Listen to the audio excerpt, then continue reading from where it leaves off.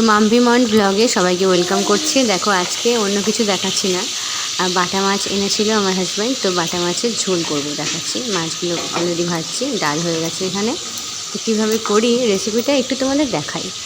জানি ভালো পারি না, তবুও জাস্ট ভালো লাগার জন্য আর কি।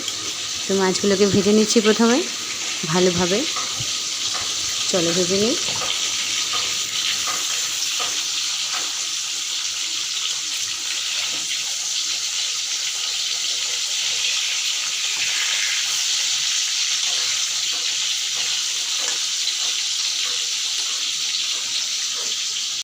তো তারপর দেখো মাছগুলো ভাজা হয়ে গেছে, একটা জায়গায় রেখেছি। এবার কিভাবে করি তোমাদের দেখাই। প্রথমে গরম তেলের মধ্যে একটু কালো জিরা, একটা শুকনো লঙ্কা দিলাম ফোড়ন হিসেবে আর কি। তো এটা হালকা গরম হয়ে এলে এর মধ্যে আলুগুলোকে আমি দিয়ে দেবো। তো মোটামুটি গরম হয়ে গেছে ভালোভাবেই, নাহলে পুড়ে যাবে এবার। তো সব আলুগুলো দিয়ে দিলাম।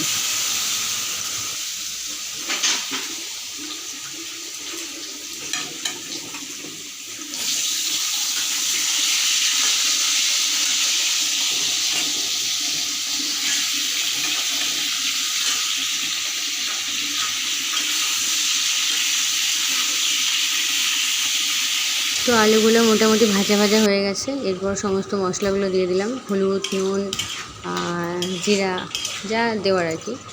তার মধ্যে কষানোর পর জল দিয়ে দিয়েছিলাম। এবার মাছগুলো এর মধ্যে দিয়ে দেবো একটু একটু করে। দেখো সব মাছগুলোকে দিয়ে দিলাম। তো এবার এভাবে একটু ছেড়ে দেবো,